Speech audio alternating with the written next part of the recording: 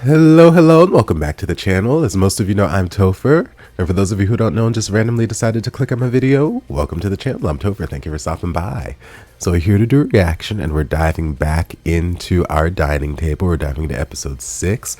I just finished reacting to episode 5, and at the end of that, I said I was going to take a break, go get some lunch, and, record some other things, and maybe come back to this later. Well, apparently I lied. Because once I exited out of episode 5, I saw this thumbnail for episode 6 where I don't know what the context is, but Yutaka has his head on his shoulder, and I'm just like, oh, I don't know what's happening, but I need to know what's happening because it's like, put your head on my shoulder. Like, I'm just like, I'm setting this big romantic mood. It may not. It may be like comforting or solace or something sad happened, whatever. But like, I would like to know what the context of the head shoulder thing is. So we're going to dive in and see what that is. I'm also going to try to refrain from jumping too high in my voice right now because I feel fine, but I still have like phlegm constricting my cords, and I don't want to overuse them by trying to go too high into my voice right now. So a lot of this is probably going to be a little bit softer and just closer and just in the lower end. So I guess it's an ASMR reaction today. So welcome to the channel. But yeah, we're going to dive into episode 6 and just see where it takes us.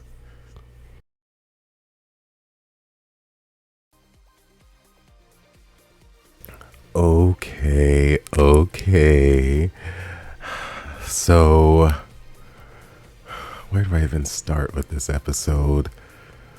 Obviously, Yutaka has a lot of unresolved feelings from his childhood. That's the best way I can describe it, because there's still so much that we haven't seen.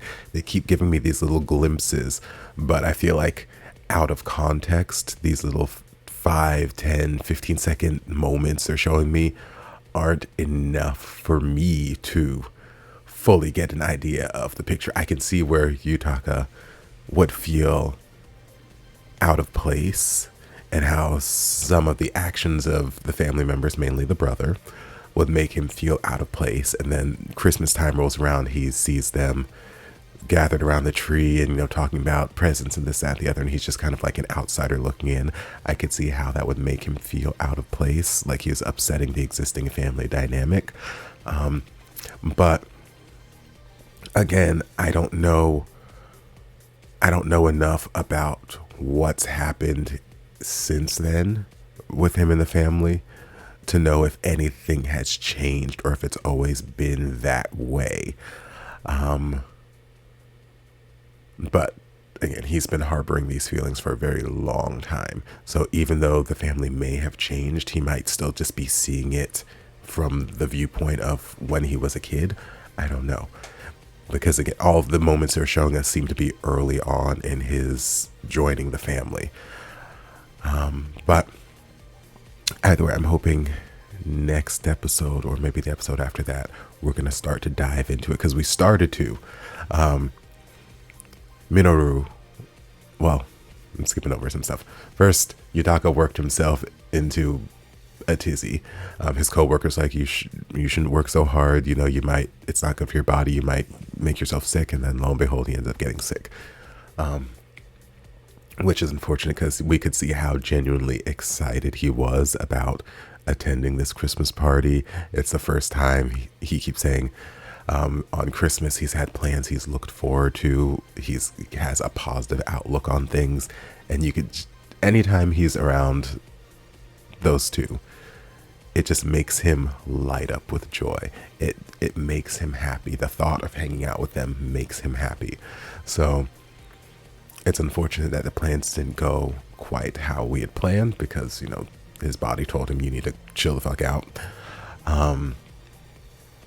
But it worked out in other ways, because before Tane rolled up and was like, hey, here's an invite to our Christmas party, Minoru was about to invite him to something.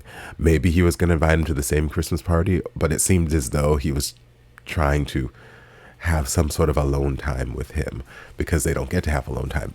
Tane is always there, which, you know, we love Tane. We love Tane. He's fantastic. But these two are, you know, potentially trying to build a relationship with one another or trying to test those waters. And some of these moments just keep getting interrupted by having Tane's adorable presence there.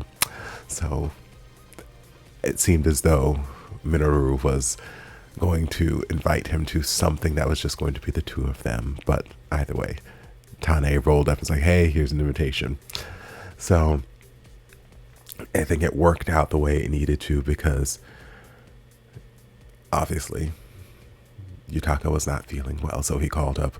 I felt like he could have given a little bit more information. He's like, I don't think I can make it. And Minoru's like, what are you talking about? Are you okay? What's happening? What's going on? And he's just like, beep, beep, beep, beep, beep, beep, beep. I'm like, baby, you use your words or type a sentence, something. Let him know. Because I would be freaking out too even if it wasn't somebody that I had a romantic interest in, even if it was just a good friend or something like that, someone who's important to me. If they call me up out of the blue like, yeah, I don't think I can make it for the plans. Okay, that's fine. What's going on? Are you okay? And they just sounded like a zombie on the other line and then click. And then they weren't answering my phone calls. I would be worried too. So thankfully he found where Yutaka lives. He rolled over there, made him some udon, and they, again, another one of Mom's recipes. Mama's recipes always fix everything. And they started to have a really nice conversation, just the two of them. And Minoru was like, I just wanted to tell you because we don't get a whole lot of time where it's just the two of us. And I haven't told you this before, so I just wanted to tell you. And he's like, I would like to know everything about you and your childhood. And Yutaka's like, really? And he's like, yeah. And I'll listen real well. I'll listen to everything. I'll soak in every word. And Yutaka's like, should I tell him? I've never really wanted to talk about this with anyone, but since it's Minoru, maybe I can. I was like, yes, let's go down this path. Let's go down this path. But I guess that was too much stimulation for him. And he was like, okay, well, it's time to go to sleep now. I'm like, damn it. But at least we've made it to a place where Yutaka feels comfortable with the idea of having this conversation with Minoru. So, and then we saw the whole little gift thing. They both got each other scarves and just cuteness and blah, blah, blah, blah, blah. But at least he's comfortable at least now. So hopefully soon we'll get some more conversation and exploration into Yutaka's past. So I can at least get some clarification as to what happened between he and his family. Last little scene with Tane and Daddy where he's like, is Yutaka gonna be okay? He's like, yes, he just has a fever. He just worked too hard. And he's like, he's not gonna die, is he? And then we're just coming off of the scene where their mom passed and Minoru was basically telling Tane, we're not gonna see her again, ever. We're just not gonna see her. And I think that, especially as important as Yutaka has become in their lives throughout the last 5 or so episodes, Tane is so attached, and I don't think he wants the idea of Yutaka not being in their lives. That he doesn't want that to be a reality. So he's like, he's not gonna die, is he? Because like already he's associating dying with, I'm never gonna see this person again. I can't see my mom ever again because she's dead.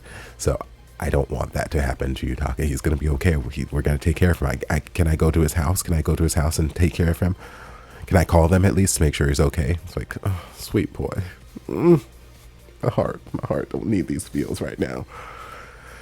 Oh, Lord. I said I was gonna take a break, but the series doesn't seem to want to let that happen. So I guess I'm diving into episode 7. I'm tired of drinking tea. I don't want any more tea. I just want a Diet Coke. I don't want no more tea. But I gotta go refresh my tea and whatnot. And then I guess we're diving into episode 7. So I hope you guys enjoyed this reaction. If you did, don't forget to like, comment, subscribe, share, turn on notifications to be notified when all of my shenanigans get posted. If there's anything else you'd like me to react to, be sure to leave it down in the comments. I'll get to it as soon as I possibly can.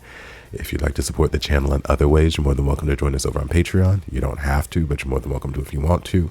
And I'll see you guys in my next video. Love ya. Mwah.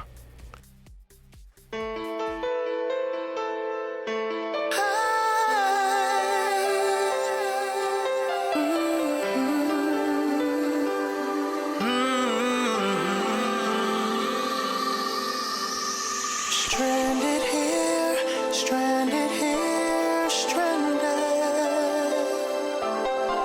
Stranded here, stranded here, stranded.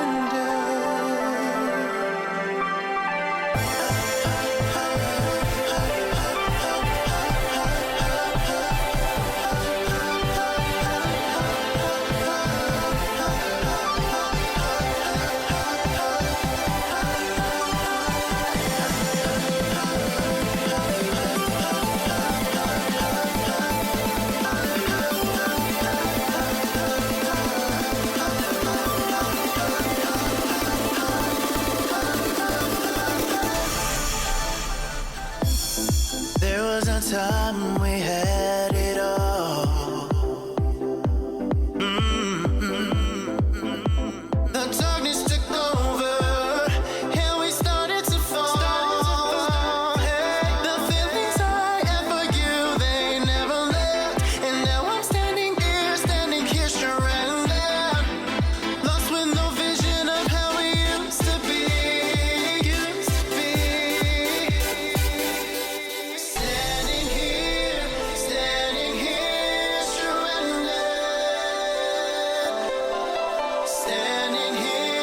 Standing here, stranded. Ooh, yeah. I was drowning, suffocating.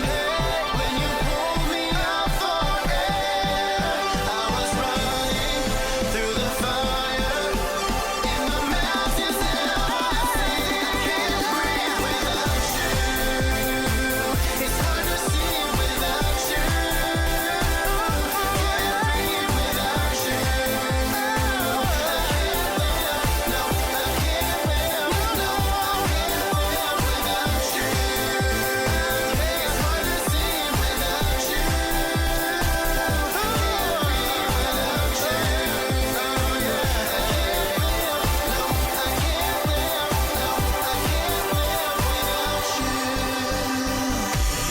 Now we're together, there's nothing